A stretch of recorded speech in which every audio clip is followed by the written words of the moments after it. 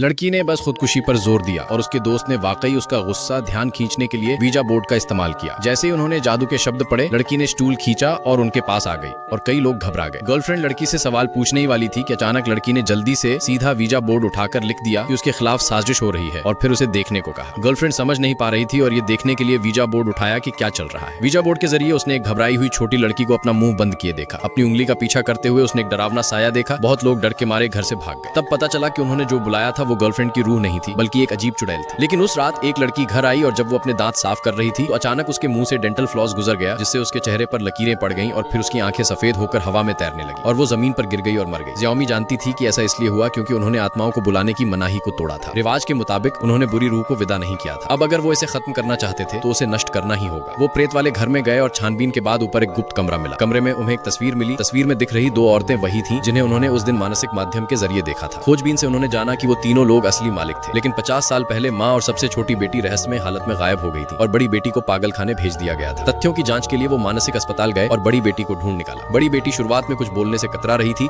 लेकिन जब उसने सुना कि उसकी माँ को रिहा कर दिया गया है तो वो घबरा गई। पता चला कि उसकी माँ मिंग लिंग मई थी, जिसे हफ्तों में आत्माओं को बुलाना बहुत पसंद था। दुष्ट आत्माओं को बुलाने के लिए वो अपनी बेटी के शरीर को इस्तेमाल करने से भी पीछे नहीं हटती थी। लेकिन जब ज्यादा रूहें बुला ली गईं तो माँ को लगा कि अब वो काबू में नहीं है। उसने अपनी छोटी बेटी का मुंह बंद कर दिया ताकि रूह अंदर न जा सके। बाद में उसने खुद अपनी माँ को चाकू मार दिया और उसे पागल खाने भेज दिया। बुरी आत्मा भी सो रही थी, लेकिन ज़ियाओमी और बाकी लोगों ने गलती से उसे जगा दिया। अब सिर्फ एक तरीका बचा था, छोटी लड़की के मुंह की सील काटी जाए, रूह को आजाद किया जाए ताकि वो खुद अपनी माँ से बदला ले सके। प्लान के मुताबिक वो लोग देर रात उस घर में पहुंचे, लेकिन अचानक एक भूत दीवार से निकला और ज़ियाओशुआई को उठाकर गुप्त कमरे में ले गया। करली ने उसे बचाने की कोशिश की, लेकिन वो भी बंद हो गया। ज़ियाओमी वेंटिलेशन पाइप से नीचे तहखाने में पहुंची, लेकिन जैसे ही वो लाइन काटने वाली थी, बुरी आत्मा की माँ वहां आ गई। डर के मारे ज़ियाओमी ने जल्दी से तार काट दिया, जिससे रूह बाहर निकल गई और माँ पर हमला कर दिया। ऐसा लग रहा था कि अब सब खत्म हो गया है। लेकिन जब करली वापस लौटा तो उसे अपनी मरी हुई प्रेमिका दिखी और चीखें सुनाई थी। उसके बाद उसकी आंखें सफेद हो गई और मुंह बंद हो गया। ज़ियाओमी हैरान रह गई। उसे समझा कि उसने छोटी रूह से छुटकारा पाया, लेकिन बड़ी बुरी आत्मा अब जाग चुकी है। अब सिर्फ एक ही चारा था, उसकी बहन का शरीर जला दिया जाए और वीजा बोर्ड को तबाह कर दिया जाए। आधी रात को फिर मिलने का वादा हुआ, लेकिन ज़ियाओशुआई पहले पहुंच गया और बुरी आत्मा ने उसे स्विमिंग पूल में डुबो दिया। ज़ियाओमी और उसकी बहन पहुंची, लेकिन उसे गायब पाया। वो चुपचाप तहखाने पहुंची,